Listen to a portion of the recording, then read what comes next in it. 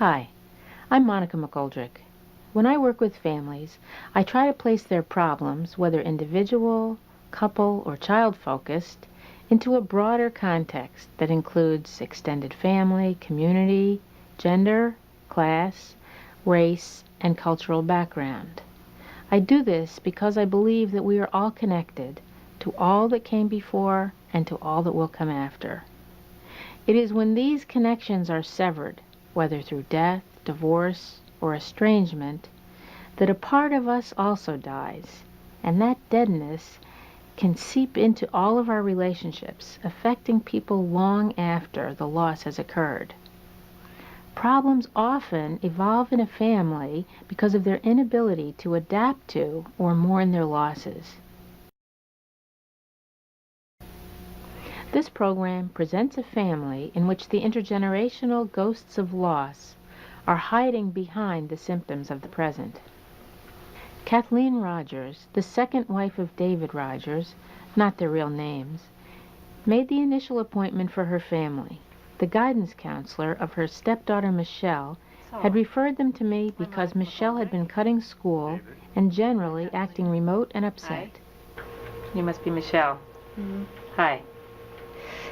So we spoke on the phone.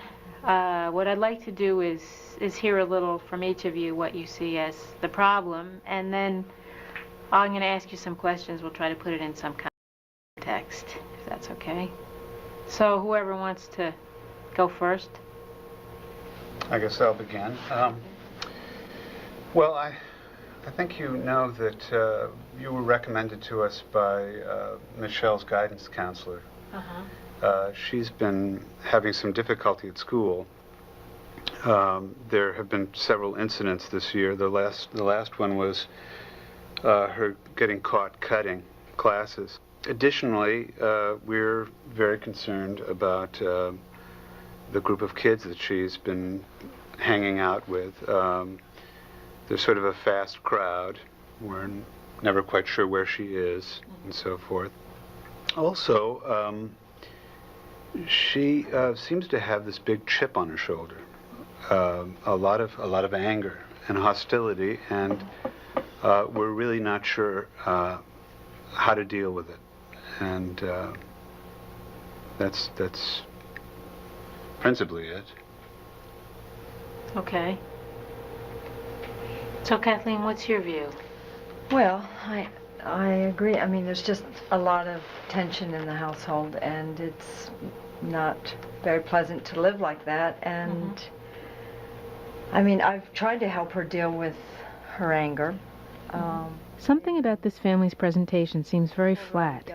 I'll take the guidance counselor's referral as an indication there's something wrong, but so far, all I've heard is a description of a typical teenager.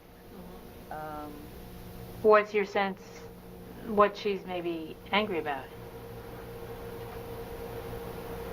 Well, I don't know. Okay.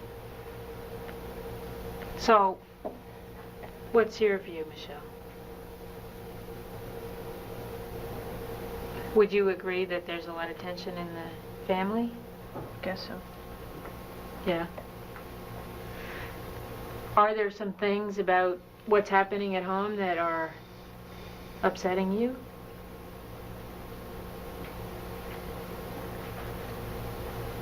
You want to talk about it? No. How about school? You're okay with school, the way things are going? School's fine. School's Yeah. great. Yeah. So is there anything that you think would be good for us to change about the way things are going from your point of view? I wouldn't be so angry if they weren't so... So what? so wrapped up in their own, like, little world. It's like, everything has to be just so. Everything is the baby this or the baby that. The baby needs this. Mm-hmm.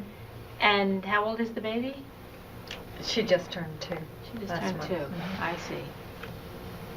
You're saying, what, that the family revolves around the baby? Seems so. I see. So have things changed since the baby came? Since the baby's been born? Yeah. It's like, that's the only child in the house. Well, you know what, maybe what would be good, if it's okay with you, is let me get a little background and ask a little bit so I kind of know who's who. And I like to do a genogram very early in the first session so that as I listen to details of the presenting problem, I have a context in which to put them. Now, you were married before. That's right. And you have an older brother, is that? Julian, And how old is he? 21. He's 21. And Michelle, you're 15? What's your birth date exactly? November 5th, 1979. Okay. And your first wife's name? Diane. Diane. She died when? She died August 15th, 1991. I'll come back to her. But let me understand now, the two of you were married when? June 10th, 1992. Okay. And you together have a daughter? Jade. Okay. And she was born when? Excuse me just a second. Is this really necessary for us to go into all these dates? I mean, it seems like we're here because of Michelle's problem, and I'm just wondering whether we're, whether we can use time a little better. Right. Well, I'll tell you, from my perspective, you never know what part of the history may turn out to be relevant to the presenting problem. But very specifically, what your daughter said was that she's been upset since Jade was born. Now that may, I don't know exactly what that means, but surely the specific time when she was born would make some difference in that you must have had to do a lot of family rearranging around her birth, no? Okay. And Julian, by the way, where is he? He's at Colorado College. And he's what year? He's been away for how long? He's 21. He's 21, but how many years has he been away from? He's a junior. He's a junior. Now, let me get a little bit about your background. How many were in your family that you grew up in? Just me, my mother and father. I see. You had no brothers or sisters? No. Really? They didn't want to have any other children? Do you know anything about that? Well, there was actually a child born before me, about 2 Really? years before me. Asking why a person was an only child can sometimes uncover important family history. Okay. It was a son or a daughter? A son. And he was born with only a partially formed stomach, and so he couldn't take in nutrients. And What was his name? David. The fact that he was given the same name as his dead brother suggested that he may have been a replacement child for his parents. Does that ever seem kind of, I don't know, spooky or something? To have the same name as Not your really. brother? Why? Although David makes light of this, I wonder if it intensified his role as an only child. Now, is your father alive? No. When did he die? He died December 30th, 1977. What did he do for work? Banker. I see. And how did he die? Well, complications due to liver disease. Really? Was he a drinker? Well, he certainly wasn't an alcoholic, but he enjoyed drinking. Asking about the cause of death, especially if it was premature, can sometimes reveal problems such as alcoholism or suicide. But I know this is sort of hard to talk about sometimes, different things in your family, but did anybody else ever think that he had an alcohol problem? no, No. no, Not your mother, for example. no. Really? Although David rejects the suggestion of alcoholism, I'm not totally convinced. Okay. I may revisit this question once we've established a greater level of trust. Now, is your mother alive? No. When did she die? She died in 87. And how old was she? She was, I think she was 65. What was her name? Edith. Edith. So, they never had any other children? Your parents? There were no miscarriages or anything? Yeah. There were a couple, I think, in my early childhood. Really? Mid-50s, 54, 55, something like that. I guess they wanted one more child, and didn't happen. I see. I ask about miscarriages and stillbirths because these losses are often glossed over with little resolution and can be more important than anyone realizes. So now, can we talk a little bit about your family?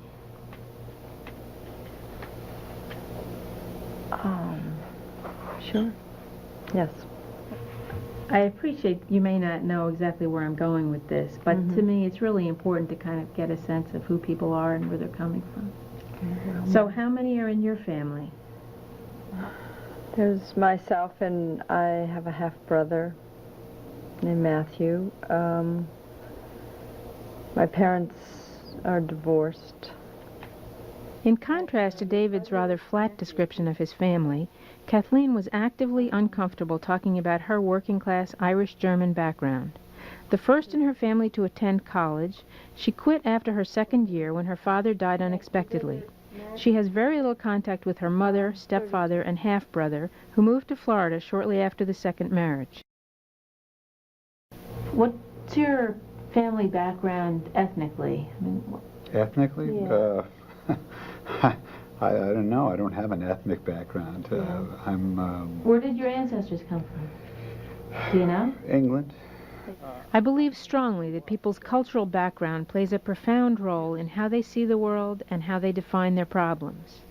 I try always to help them locate themselves in this context, since our society tries so hard to pretend that culture, like race, gender, class, and sexual orientation, doesn't matter, when in fact these dimensions structure our very existence.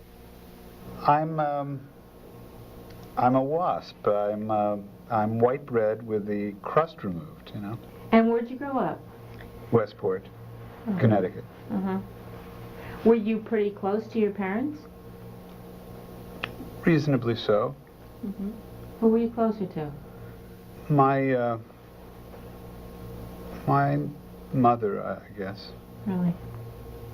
How would you describe your childhood in a word? Well, I just describe it as a pretty happy, upper middle class, you know, family. Yeah. Okay. David seems to have little sense of himself as an emotional being. I wonder if this is just a result of his upper middle class WASP background, or if something else is inhibiting him. So is Matthew married? No. Does he have any kids? Yes. How many kids? One. How old? I think he's 3. And where does he live? He lives in Florida. What's his name? Ethan, I think. You're not in touch with him? No. Cutoffs such as this usually indicate something seriously amiss in the family process. I'll explore this later with Kathleen, hoping to encourage her to reconnect. Let me go back a little bit now and ask about your mother. Now, her name was Diane. And you mentioned before she died in August of 91. Now, tell me a little bit about her background. What was her... She grew up in Puerto Rico.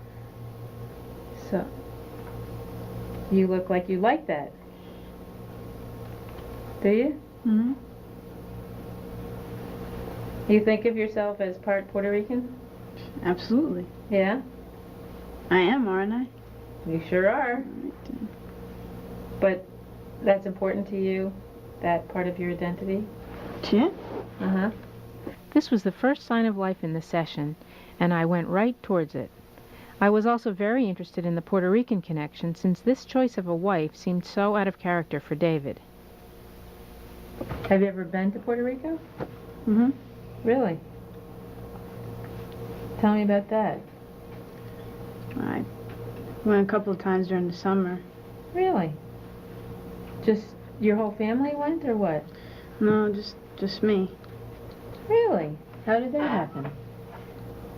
Well, the first time was, just to visit family and stuff, and then after that, my mom got sick, and my parents didn't think that it was the best idea for me to stick around, so they sent me down there. Now, how old were you when your mother got sick? 10, 11. So you said you had family down there. Who's down there? My grandmother was down there. I used to go visit and stay with her, but I also have cousins and Really? aunts and uncles. What's your grandmother's name? Ava. Abba. Well, that's what I called her anyway. Carmen. Her name is Carmen. Okay. So she's still in Puerto Rico? Yeah, but buried.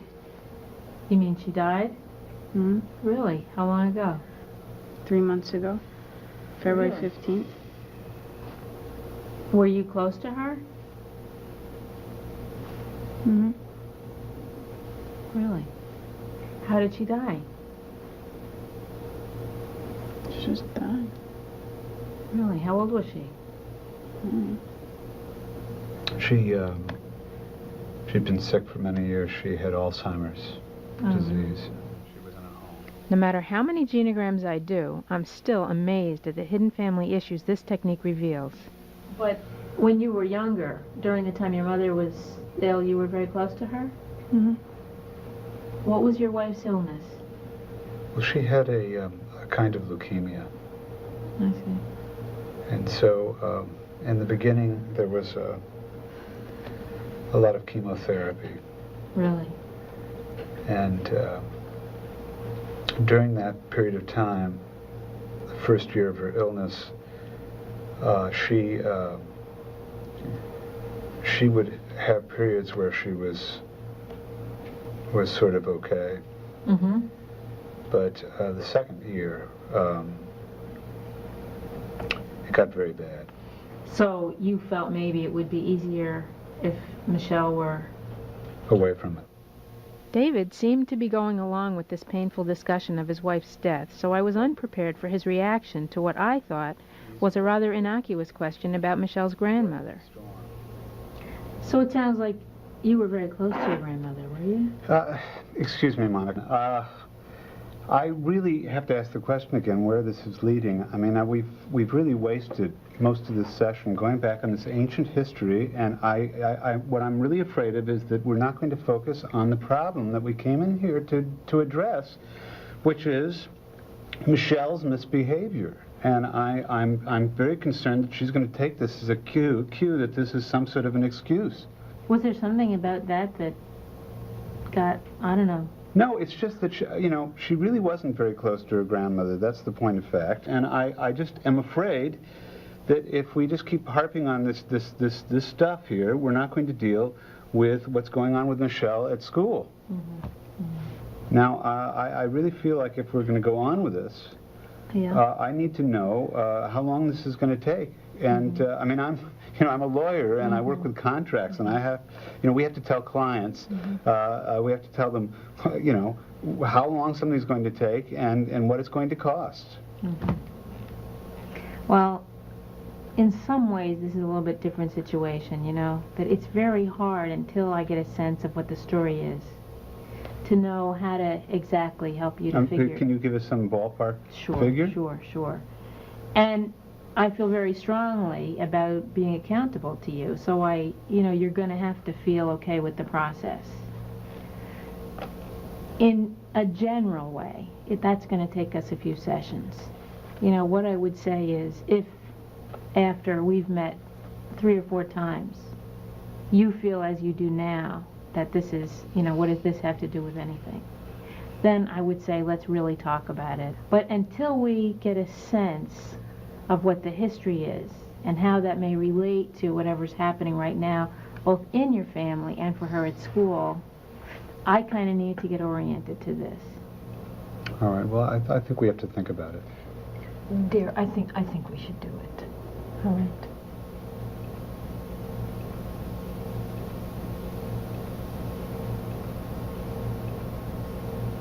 Well, let's give it another try. Okay. All right. But keep letting me know if this is not, Now, how are you with this idea? What do you think about coming here? Beats being grounded. In the first session, we dealt primarily with the new nuclear family and the previous nuclear family, as well as with all 3 families of origin. We'll focus on specific relationships as therapy continues. My hypothesis at this point is that David never really mourned the loss of his first wife and rushed into a second marriage. I suspect that Michelle has not gotten over her mother's death and does not feel a part of the new family. Perhaps that pain is resurfacing for her, triggered by her grandmother's death. I also suspect that Kathleen has helped David in the cover-up of his losses, a typical female task of protecting the husband and children. The first challenge here is to get David and Michelle to mourn Diane. I'm also concerned that Kathleen's role as caretaker will put her at risk for depression down the road. So, how are things?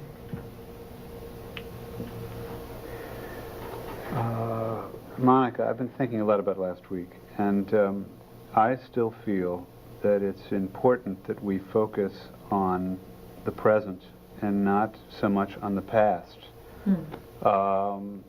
We spent a good deal of the session last week, as an example, talking about Michelle's grandmother, who Michelle saw for all of about 4 months total in her entire life. And I really think we need to focus on the present and Michelle's behavior, which is continuing to be very difficult.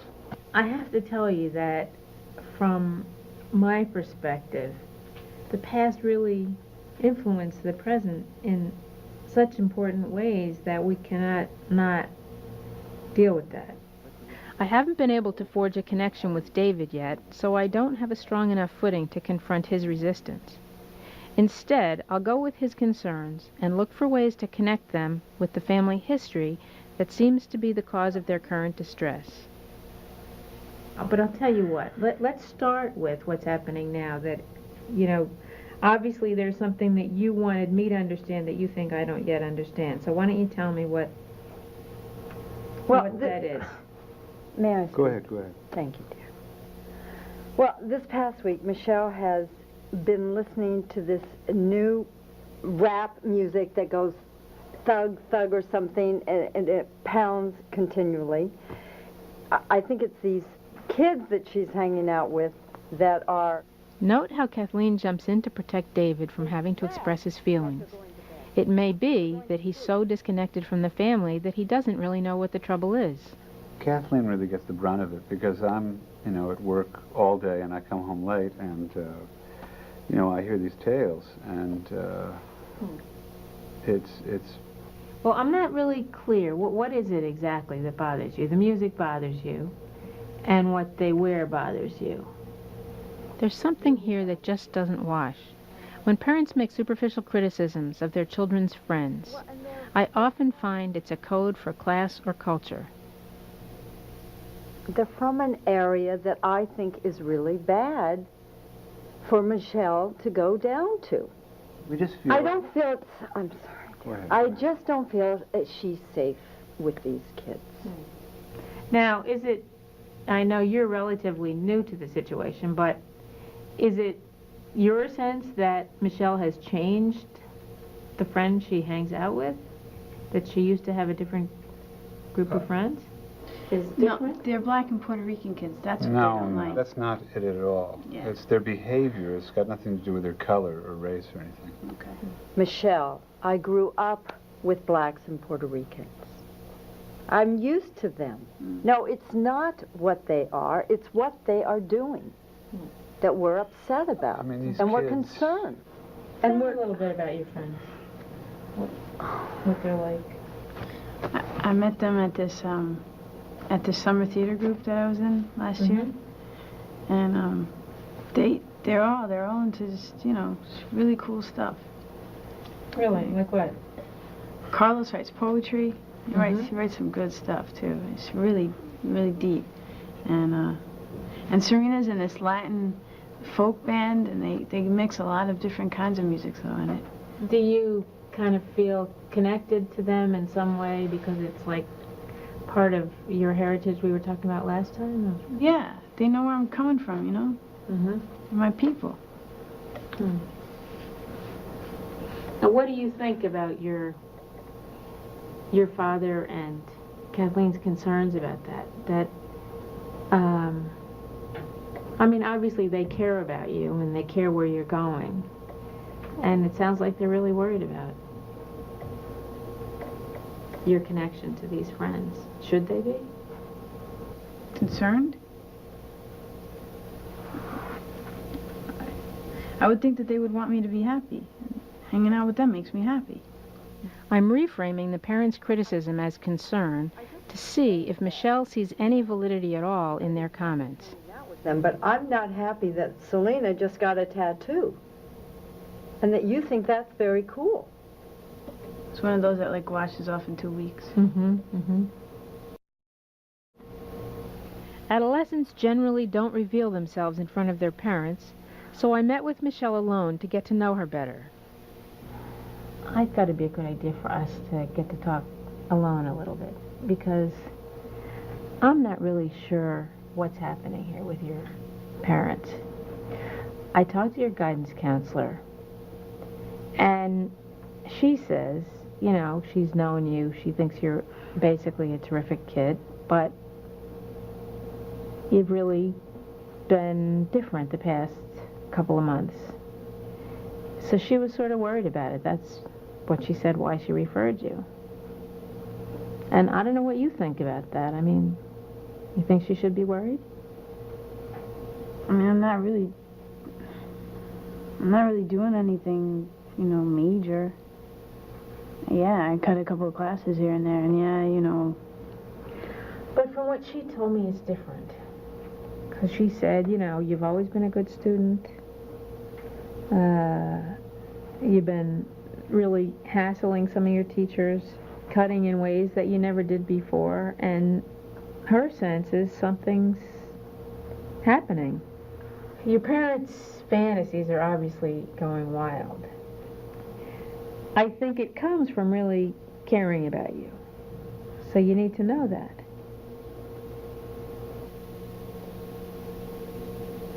I mean, I know that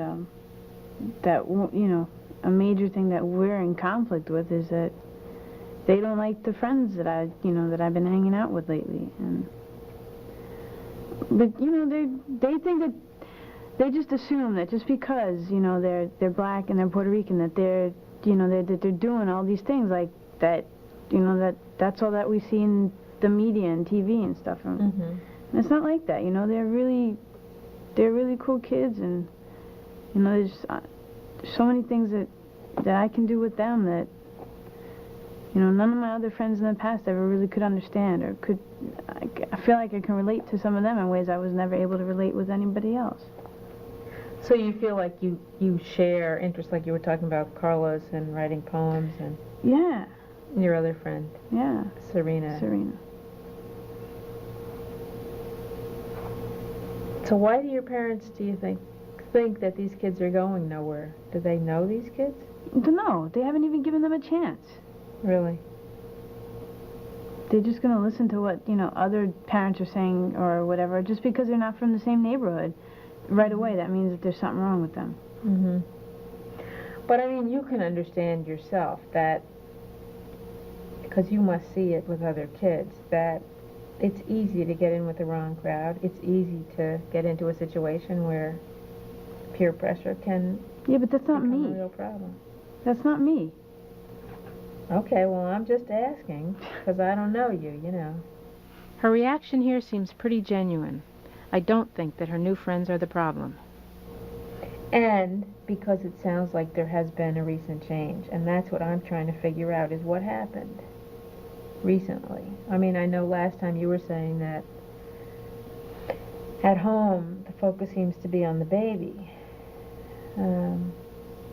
But the babies too, not, I mean, that's not that recent. What do you think is upsetting your parents so much now? Just that I'm hanging out with Puerto Rican kids. Why? Why is that so upsetting to them?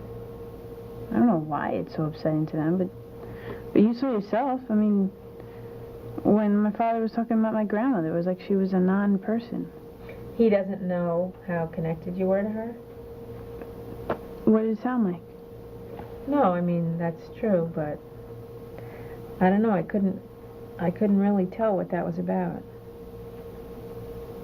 Have you ever talked to him about what that means to you? No. He wouldn't understand. He wouldn't get it. Really? Do you miss your mother? So I miss my mother. Yeah. Was there something that was triggered when your grandmother died? My father, like, wants to ignore that it even, like, had any relevance in my life. Mm-hmm. But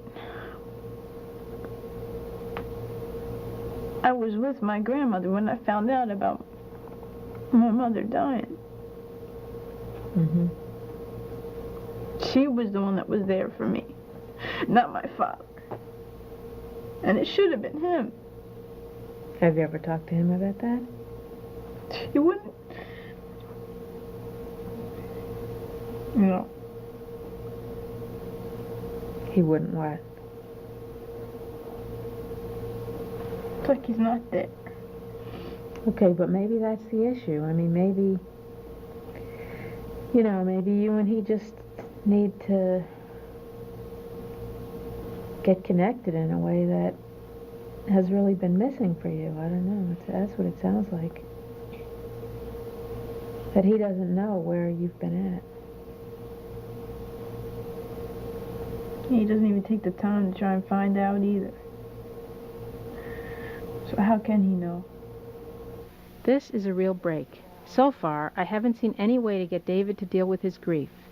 Michelle needs to confront him about his being shut down with her. If David sees that this is hurting their relationship, it may motivate him to face up to his own unresolved mourning. I think maybe we need to talk about this, and that some of his resistance about the relevance of your history, you can tell him about. I mean, I can't, you know, he's not going to hear it from me, but he's going to hear it from you, and he's going to know that that's what's relevant. Because that's history that you and he share, you know?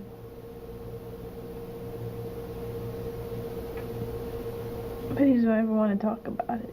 Well, you know, maybe it's time to talk about it. Now, you heard him when he was here. He was saying, why are we even talking about stuff that has to do with the past? Okay, but you can help him to understand that. And I'll help you. Because of the uneven power relationship between Michelle and her father, I wanted to make it very clear that I would lend my support to her attempt to discuss their shared history. While we were alone, I also checked about her use of drugs and alcohol, and felt reasonably confident that this was not a problem. I then met with David and Kathleen to give them my assessment of Michelle. It's clear to me that she feels not as well connected to you, that she cannot really talk to you, that she has not talked to you. She said that she's never been able to talk to you about her mother's death. When you say to me, let's forget the history, we got to deal with this present problem, The sense I have is that the present problem is related to the history, and the fact that you and she cannot share the history matters. And I think we need to just talk to her about it. This is David and Michelle's history before Kathleen's time. I want her to stay out of the discussion, but I want her to be present for 2 reasons. It's history she should know about, and I don't want her to feel excluded from the therapy. I think this relates to a history that's before your time. You know, if you were God, I don't think you could get it right with Michelle until she feels better connected to her father and better able to deal with the loss of her mother. So I think that some of what you're very irritated about with her in terms, I mean, some of it is just being a teenager, let's face it. But some of it is that she is struggling to put together a history that was before your time. You know, and I think she needs to work it out with her father, and that it's not your problem. Do you know what I mean?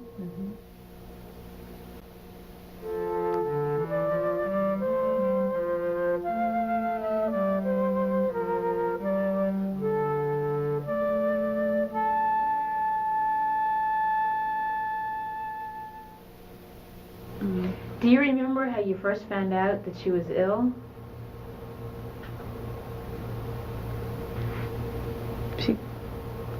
She called me and Julian into her bedroom, Your father wasn't there? and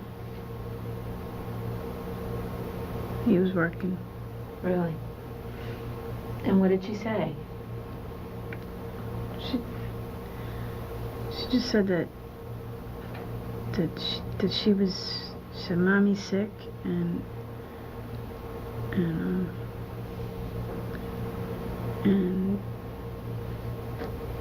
not to worry, that everything was going to be fine, but you know, if she wasn't able to do some of the things that she, you know, sometime in the near future, that. Have you ever talked to your father about this? You know, I was concerned about, you know, upsetting them too much. I thought that it might actually be counterproductive in terms of Diane's well-being. Before, you made reference to how hard it was. She had a lot of pain in the last period? She lost a great deal of weight, and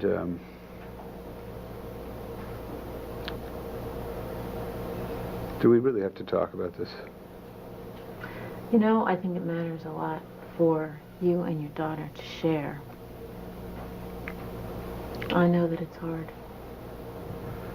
She lost a great deal of weight. Are you okay with that? Do you see why it matters for her? She, in the end, she was in the hospital for about 3 months total. And she gradually became weaker. And of course, she was connected up to IV most of the time. Now, you said before, Michelle, that you had actually been with your grandmother at the time your mother actually died. How did that happen? Well, they sent me to Puerto Rico. So I was down there when I found out that she died. Really? How long had you been there? At that point, I was probably there already for almost 2 months, a month and a half. Do you remember when you found out that she had died? I feel like it was yesterday. Really? What do you remember? I often find that asking a client to recall specific details of a painful event elicits a more genuine emotional response. I was in Abba's kitchen, and I was cutting up the peppers, for the sofrito, because she was gonna make some rice and beans. And the phone rang in the living room. But I could see her. You know, it's like the kitchen, and then there was the living room. And I think I almost knew even when the phone rang, but she picked up the phone and she stood there. And she dropped the phone and she started screaming, oh my God, not my baby. Not my baby. Not you. I find it's very important to give people the time to work through moments like this.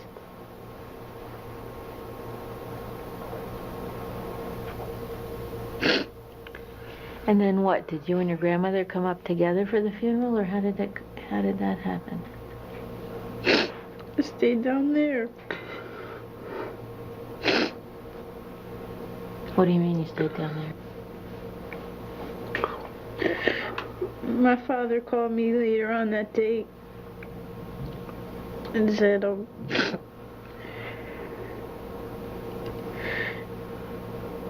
he said you might as well just stay the month and wait till your flight at the end of the month to come home. See, I thought that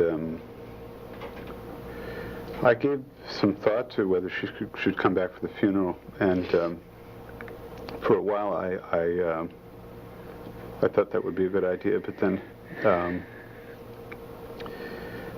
after thinking about it some more, I thought, well, she's going to be hanging around a funeral home for a few hours and going through all that. Can I interrupt you? Can I ask you, what are you feeling now about this? I didn't want David to distance himself from these feelings, so I tried to bring him back into the moment.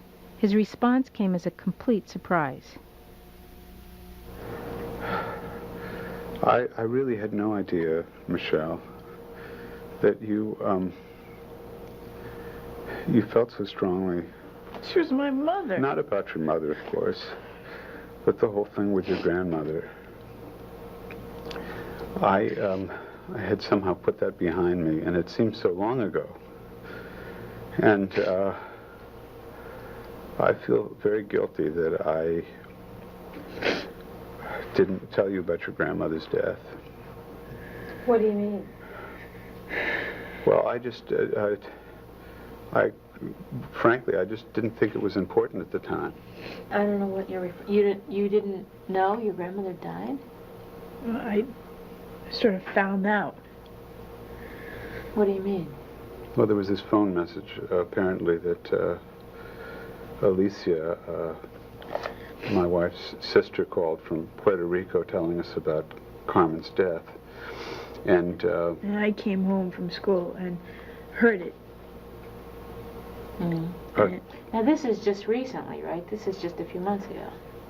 Yeah. Okay, yeah. I came home from school. I heard it. Yeah. And I went to my room. And then Kathleen came home later on. And she played the messages. And I heard her playing the messages. And I expected that afterwards she was gonna, come say something to me or come to my room. It wasn't her fault. She talked to me about it. Nobody said nothing.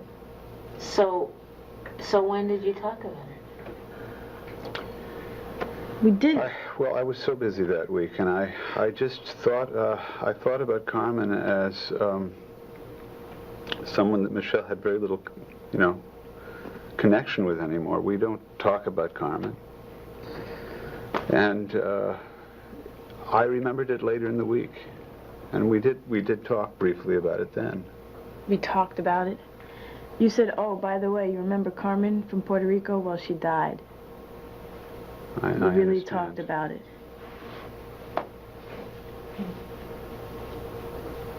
I was like, yeah, thanks for telling me. So the two of you have really never talked about any of this, it sounds like. Mm-hmm. I was impressed, and I have to say astonished, at how much David seemed to be connecting with his daughter and her emotional experience. You can never be too sure you know how another person will react. I would have thought it would have taken a lot more for David to open up like that. I mean, this is making me think that maybe some of what's gotten you upset, Michelle, the past few months is really that Carmen's death just kind of brought this whole thing back. And that maybe the lack of connection between the two of you is just, it's just gotten too big. And that you really, she really needs you, obviously. And maybe some of what you've said about your Puerto Rican friends is a part of, something very natural, really. That you didn't get to have your mother as long as you needed her. And so it's part of finding out who you are, What did your mother do? Did she work or something? She used to write plays. Actually, Diane and I met when I was in graduate school. I was a bit of a rebel in those days, and she was in a writing program at Columbia, and Really? yeah, and she wrote this political piece that I got involved in. No kidding. I did a couple plays back Really? then. Yeah. You don't seem like the type, if you don't mind my saying so. You were in plays, Dad? Yeah, I did a couple plays. Go figure. When people disconnect because of the pain of their losses, they often bury important parts of themselves as well. Well, I think this is really important that there's a lot that matters to share, that we all carry our history with us,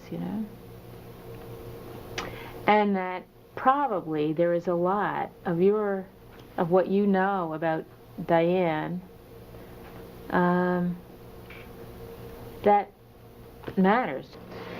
Now let me ask you something. I'm very conscious that Julian is not here, and of course he's a part of this history too.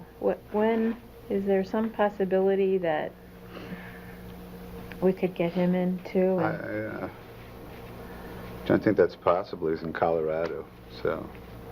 See, to me this is the same point. Just as she needs you to be her father, maybe this is important for him too. She needs her brother, and he needs to be a part of this, with his mother too. Well, I suppose that's a very expensive weekend. But it's a very valuable family, isn't it? A part of you knows this is really crucial, but I still think it really matters, Focusing on David and Michelle's shared memories of Diane would, of course, disrupt the new family balance, and it was predictable that Kathleen would react. Although I tried to prepare her for this, she still came in very agitated the next week. So what's happening here? Well, I'll tell you what's happening here. This one, 2 nights ago, traipsed in at 3 o'clock in the morning. She was supposed to stay and babysit for me while I go shopping. She bolts out of the door and runs down the street. I have to stay because I've got Jade in my hands. I can't reach her. You're a kid, right? Wait a second. She never even calls to let me know. I'm up all night worrying about her, not knowing where the hell she is. He comes in, he just sits there and says, well, we'll just wait, see what happens. I'm thinking, what is wrong? I didn't just sit there. Oh, you didn't? Well, what did you do? Did you try? I told her that we were going to talk about it with her the next day. We were going to talk about it like it was like something like she went out to have a cup of tea. I wasn't going to have a long, drawn-out conversation She's at 3 o'clock 15 in the years morning. old. I think Michelle's staying out until 3 a.m. and David's withdrawing are reactions to last week's session, but not surprisingly, it's Kathleen who acts as the lightning rod. Ask me to Excuse babysit me, for I'm Jade. sorry, that concert is not as important as this family, and even though I am not part of the original family, I seem to be the only one that's taking that as the priority instead of the two of you who has your brother coming in. How is babysitting for Jade Because more I was going shopping to get ready for Michelle, Julian. you acted very irresponsibly.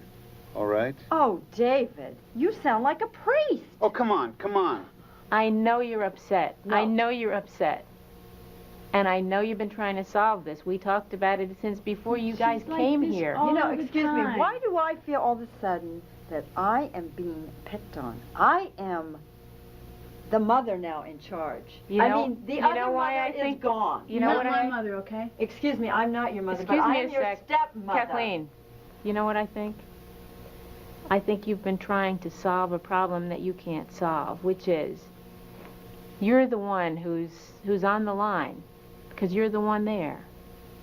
You know, it's like you're in the role of mother, and mothers are expected to take care of their children.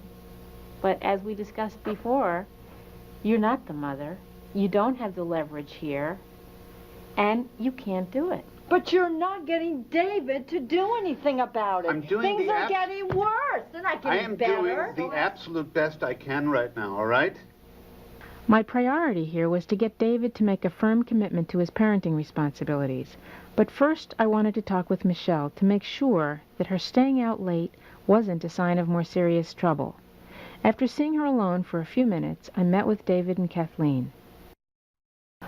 Listen, I think we need to get this whole situation into some kind of perspective. You know, if you think about Michelle in terms of what's happening, she really is a good kid. You know, there is a lot to worry about, and she's like terrific, actually. When I'm trying to get a parent to change behavior towards a child, I don't want the child present because I don't want the parent to lose face. Let me just finish my thought here. For her to stay out until 3 o'clock by herself is serious. Because whatever kind of a good kid she is, it's dangerous. So believe me, I'm not saying, hey, yo, let her decide her own curfew. That's fine. I'm not saying that at all. She needs to know from you that you really mean it. That you're going to know when she doesn't come in at 11 o'clock at night. That you really mean it when you say call. No ifs, ands, or buts, and that there really are consequences. She loves you. She needs you. And I don't think you really get that. And honestly, that's why I think you're flipping out about this. Because I think emotionally you're much more in touch with the real dangers, with what's really going on with teenagers, with what's really going on around, and that you're the one who's going to be able to reassure her, not me, by making sure you really follow through. You know, I think I understand you, but I just feel like I can only do this within limits. I mean, I feel in some ways that I'm being drawn and quartered because I have a very, very stressful job right now, and But you can't just do it to a certain extent. Because Kathleen is right. She could be lost if you do not connect with her. She could well get lost. She's not lost now. She's terrific.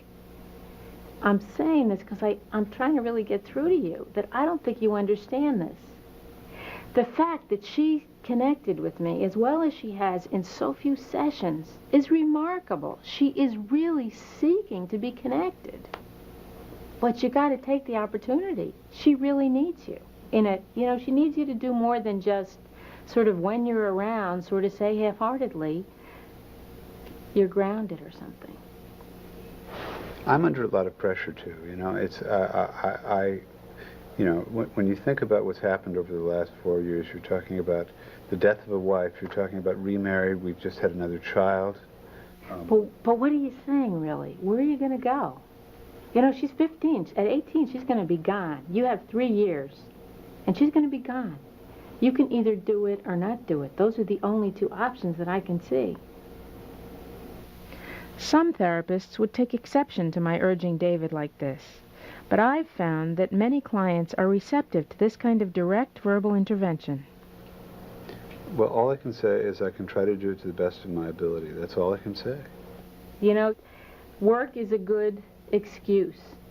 And it's also, frankly, an excuse that a lot of men use to avoid very painful things that men in our society are not socialized to be able to deal with easily. You can use that. I'm urging you to think about doing it a different way.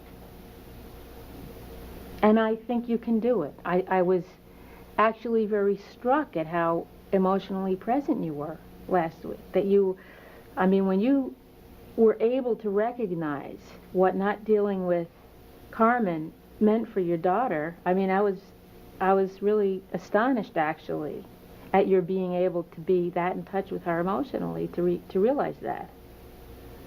But it matters. Well, it was very upsetting to me because I thought we were making some progress.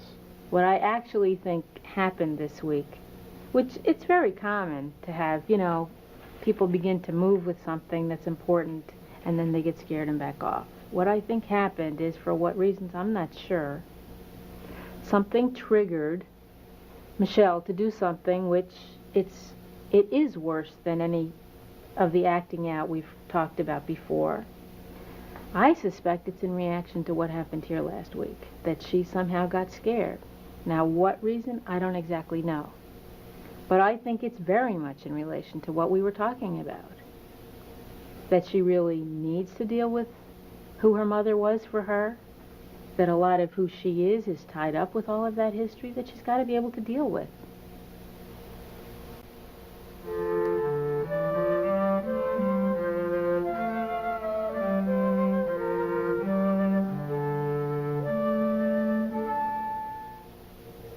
Can we talk about the period when your mother was ill? Julian came from Colorado for the next session. He was understandably uncomfortable, especially when talking about his mother's death. I know she was really sick. Very, very sick. In and out of the hospital. Mm-hmm. And so, we were alone a lot of the times. Mm-hmm. Do you remember when she died? Mm-hmm. Well, where were you? How did you find out?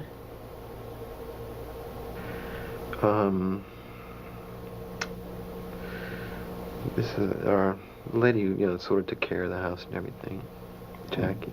So your father called her or something? I guess, yeah. I called Jackie, and she was at the house, and I told her to tell Julian and that I would be home as soon as possible. Mm-hmm. And do you remember what happened when you saw Julian? I don't remember that. You said before, Julian, that you've never discussed a lot of this with him and you don't know what his feelings were. Are there things you'd like to know that you'd like to ask him about? Yeah. Yeah, I think it's, I just want to know, you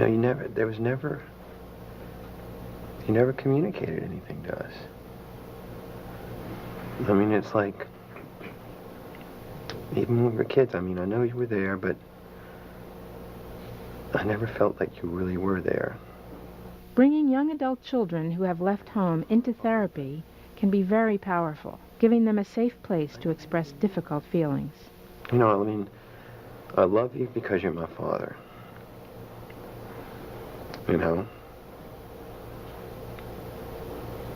And sometimes I just think, I don't know, did you really, I know you loved us, but, were we a burden to you? Did we? No. Did we, what, do I make you proud of who I am? Sometimes I just don't know what to think anymore. I know you love Mom, but God, you remarried so quickly. It's all these things. I just don't understand it.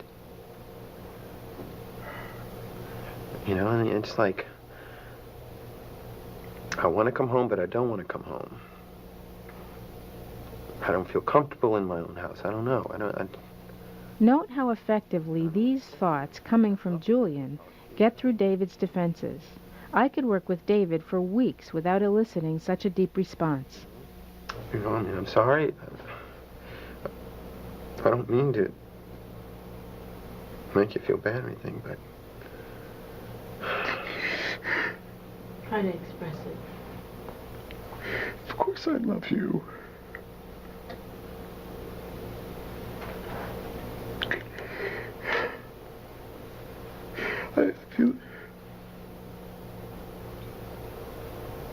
I feel like you're talking about someone else.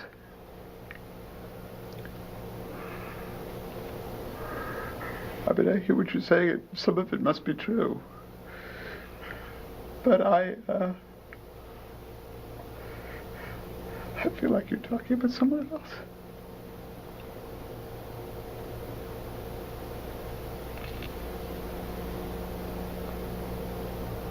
Of course I love you both. Oh, I didn't mean that. I know you love us, but I mean... I don't know, what do you think? I mean, For the rest of the session, David and his children shared memories of Diane and of her death. I mean, I think that's one of the worst things you could ever go through, is to lose your spouse and have Certainly young the worst children. thing I ever had to go through.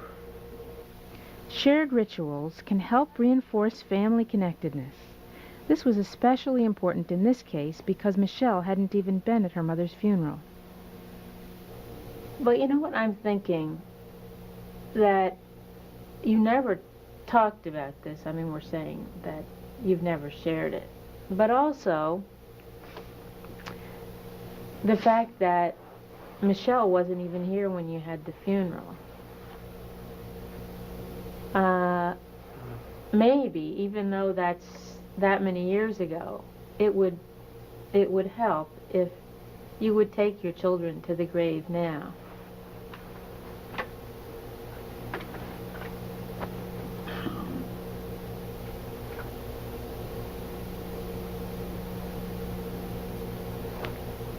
Do you think that would be helpful? yeah. You know what, David? I think he's been left too responsible here. That maybe it's not for him to have to decide if it would be helpful. Maybe it's for you to decide if it would be helpful. You know what I mean? Because he was the kid. I'm saying this because Right.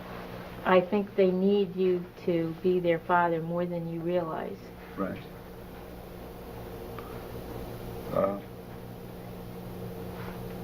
So, tomorrow? Okay. Yeah. All right. All right. It wasn't surprising that things kept coming up all weekend that prevented the visit to Diane's grave. But they did finally manage the trip just before Julian left.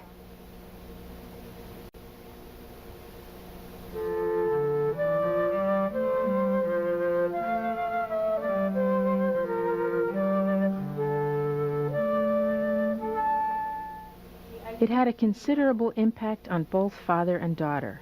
Michelle was more connected to her parents, and she even joked with Kathleen. David was quite moved by the experience, and he also remarked on how shut down he felt, and expressed a desire to be more open for the sake of his children. Tell me something. I've several times wondered, Yeah. how did your family feel when you got together with Diane? I can't imagine they were too enthusiastic. I decided to meet with David and Kathleen alone to work on David's emotional distance. What do you mean? I mean, you know, you've described yourself as coming from this sort of somewhat upper class, old New England, Waspy. waspy family. I can't imagine they would be too enthusiastic about your marrying somebody who was Puerto Rican. Was that an issue? Well, what you have to understand about my parents is that they were very polite people. Yes. And they did not. David, we're trying to go a little underneath that, the Okay. politeness. We know they were polite. You're polite. Right. Well, there was a problem. At this point, I felt I had enough bond with David to push him a little, especially since he's asking me to help him penetrate his defenses. So let's talk about it. How did they react? Well, they really didn't approve of Diane. Really? How did the wedding go? Well, I have very mixed feelings about the wedding because it wasn't exactly the wedding that she had in mind. Really? I never had thought much about exactly how I wanted to get married, but she really sort of wanted the traditional, wedding with a big white gown and the church and, the whole 9 yards. And her mother couldn't have afforded that, and my parents weren't, particularly forthcoming with support. And they. So you didn't do that? No. What we did is we did sort of a justice of the peace, thing, and we had a nice little dinner afterwards, and it was just us and 4 of our friends. Really? So your parents really disapproved? Right. Again, it was nothing stated overtly. There were no confrontations. They never actually point blank said, "We don't want you to marry this woman." But there was no support. Note how utterly understated David is here. He describes his parents as polite and says they weren't particularly forthcoming with support, when the truth is they didn't even attend their only child's wedding. But let me push another side of this, because we've talked about the kind of sense of deadness that sometimes comes through with you. I mean, Kathleen's complained about it a good deal. Julian talked about it, and Michelle talked about it, and I've told you that I sometimes experience it, that, you're polite, you do the right thing, but it's sort of like, hey, is anybody home, really, Right. And the way you've talked about your family seems similar. That, I mean, from the first time we talked about Diane, I could picture her. It's like the juice was there, Right. and she came alive. Right. But in the several conversations we've had about your mother and your father, I never really can picture them. It's a sign of real progress that David is able to hear these things from me, but he's so passive and shut down about his history that I'm not able to get any traction with him. And I mean, maybe some part of your attraction to Diane was an attraction to... Right. I'm not sure how to answer that. I'm not sure how I feel about it. I just, I remember my childhood as a a happy, pleasant childhood. I was very well provided for. that's what you always say, and everything. I mean, it's like as many times as we've been over this. That's what I remember. Perhaps we both laughed awkwardly here because of the uselessness of my confrontation. I was seeking a way to get past his pat answers. Perhaps a better way would have been to join with him and say something like, "Can we together look behind that happy childhood?" I don't. It's hard for me to remember. I mean, Who's around now that you could ask? You don't. No, let's see. Your aunt. Oh yeah, your mother's.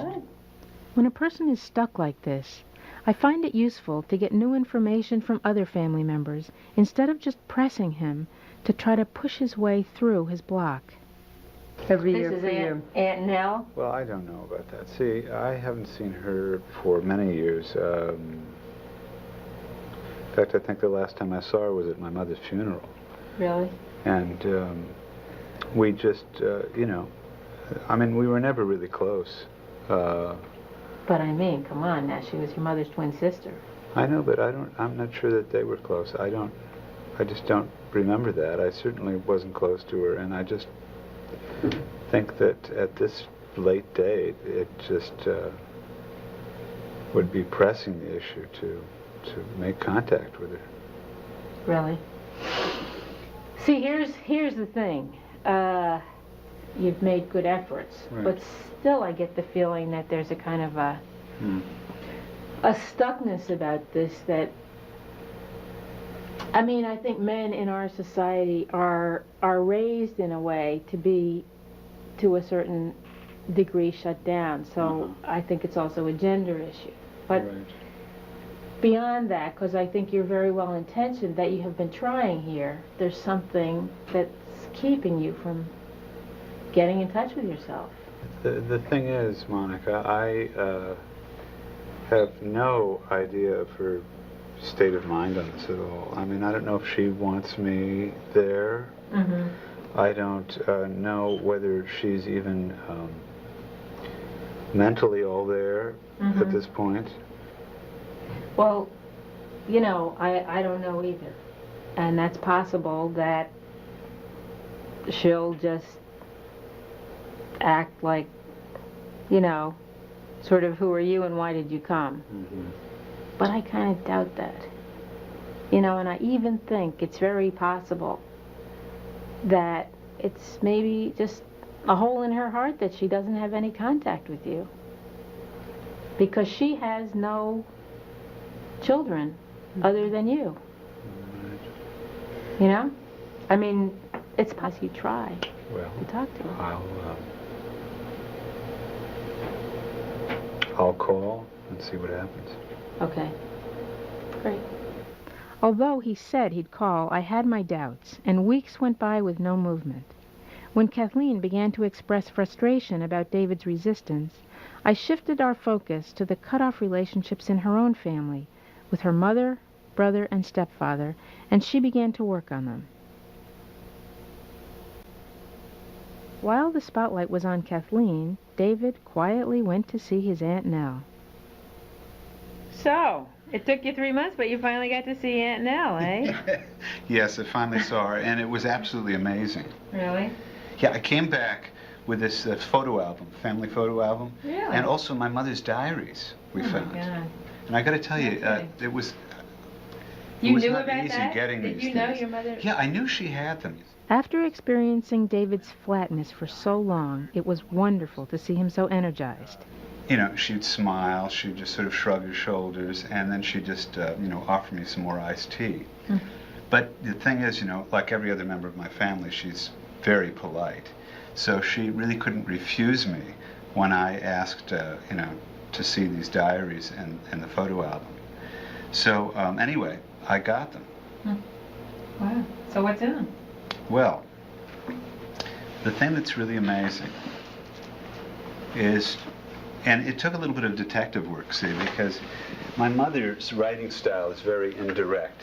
She sort of beats around the bush. And so really I sort of perceived this more from indirection, from what she didn't say than what she said. But it appeared to me that my mother actually had an affair with my father's best friend.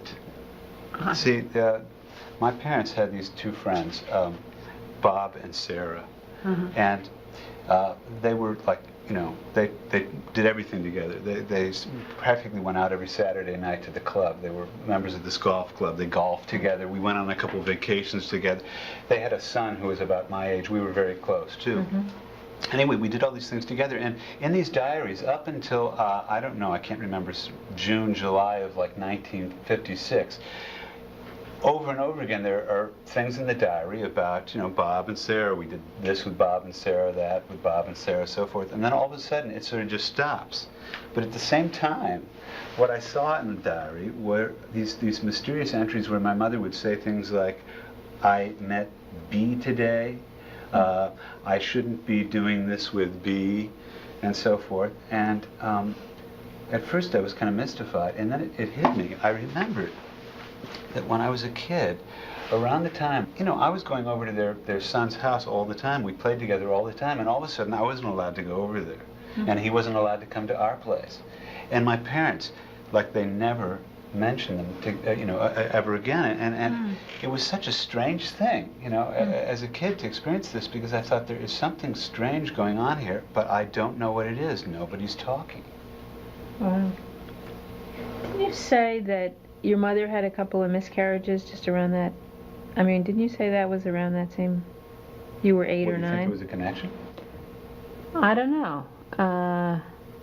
But it is a common thing for people to have affairs and to fall in love in the wake of a loss, that maybe it sort of reminds you that you're alive. I mean, I don't know, but the timing seems striking to me. I don't know, what do you think? I think it's possible. I don't know. Just don't know. But the thing that I kept going back to is I never really had much, feeling for my father. And, he was kind of, he was this cold guy. And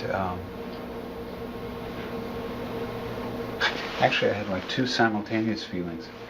On the one hand, I felt kind of, I actually felt sort of like compassion for myself as a little boy. You know what I mean? I mean, can you imagine living in a house where no one is expressing their feelings or anything like that? And,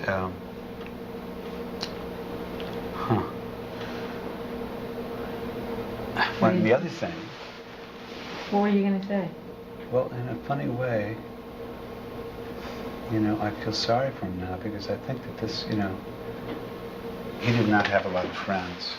He had, well, as a matter of fact, Bob may have been his only real friend. And all of a sudden, he's having an affair with my mother.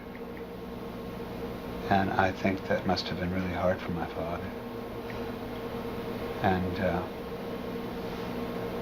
in a way, it sort of explains how he, drank himself to death. Which, is the other thing. I think, you may have been right. He may have been an alcoholic. What do you think about that? Well, it's very sad, firstly. And I just want to make sure that that doesn't happen. I mean, I'm not going to become an alcoholic, but I want to make sure that when my kids look back on me, I want to make sure it's not, first of all, through many, many more years of therapy, and that they can look at me, and not think, gee, what a sad, figure my father was. 4 sessions later, the family and I felt that things were going well for all of them, and that we would stop meeting for a while. I suggested that we review the therapy to date and then look toward the future. I think for me, the hardest problem was to see that the difficulties that we were having and what brought us to you in the first place were not all of Michelle's making, but that to a very large degree they were my problems. And obviously I didn't see that at all when I came in here. So that's what I'd say. Not an easy thing for a No. man especially to say, I have to. Not easy to admit. Way to go, Dad. No, I see that as a great strength to be able also to acknowledge your vulnerabilities, That's good. How about you? Well, I was just sitting here thinking back But there was a time when I actually think I hated you. I hated you too, and you too. I think I was just going to take Jade and maybe leave. The moment I thought you probably hated me the most was the day when I told you that if it was okay with you, I wanted to meet with Julian, Michelle, and David without you. Was I right? Yeah, that was terrible. How about you? How about me?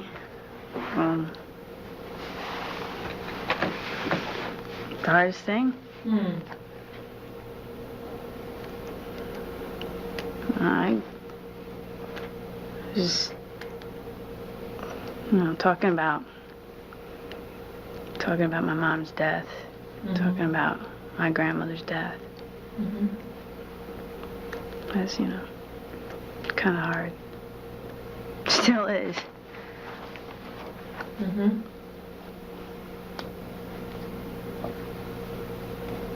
And that's because it's hard. It is hard, So now, what about things down the road? Because, therapy is just hopefully a very small part of a very large story or set of stories. What may happen where you might get stuck that you need to be prepared for? I think it's a good idea to help people anticipate problems down the road so that they're not caught off guard if things do go wrong. And I know for me, when school's out, I'll say, yeah, we'll have a English teacher will give us a summer reading lesson. I'll say, yeah, I'll read them all. But if there's no teacher there to say, read your books, I'll start page 1, some good TV show will come up, and then I'll put it down. So maybe I'm kind of afraid that something like that will happen too, Well, now, supposing that happens, would you feel okay about saying, okay, let's go back and see Monica? I think so. Yeah, that's good. Oh, Monica, by the way, I forgot to tell you, we're going to Florida. Oh, you're kidding. Yes, the whole family is going, and we're going to see Matthew, and we're going to see Ethan. Whoa, that's great. That was on my wish list for you. I was going to just tell you now my wish list. So my wish list is that you would go from Florida over to Puerto Rico and check out that part of the heritage here. I think we can do that. Yeah. That would be great. And secondly, that you would find a way to include your Aunt Nell so that your kids can meet her and hear her stories and see who she is, and they can know her. Right. Well, that I don't think we can do. No, I'm kidding. I knew you wouldn't be that easy. And then that you'll become a playwright and live out your mother's dream. And that your mother's spirit is watching us. She's been watching over this whole therapy. I'm looking at going at NYU. And that's good too. That's good too. And I'm looking at you wearing a dress. When I met with the family 6 months later, it was clear that they were continuing the work they had done in therapy. Their trip to Puerto Rico and Florida had been very meaningful for all of them, especially Kathleen, who had found with her brother a special affinity that she never realized she was missing or was possible between the two of them. Michelle was continuing to do well in school. David was continuing to participate in setting limits on her, even though Kathleen felt he could do a better job at that. Interestingly, Kathleen seems to be beginning to find her own voice. She's been thinking about taking a real estate course, and not surprisingly, David is less than enthusiastic about this. I kind of jokingly suggested that at some point they may want to come in and discuss that, especially so that David could get a booster shot about that, because I think that's going to be a really hard time for him. I think that kind of serious renegotiation of the gender balance of marriage is a very hard time for all couples. What I do think is that the work that they've done in therapy to really think who they are and what their connections to their past mean to them is going to make it easier, because it's that getting in touch with the connectedness to the losses, to those who've come before, that really make us able to love each other. All of these connections are sacred, and it's really that which gets us through life.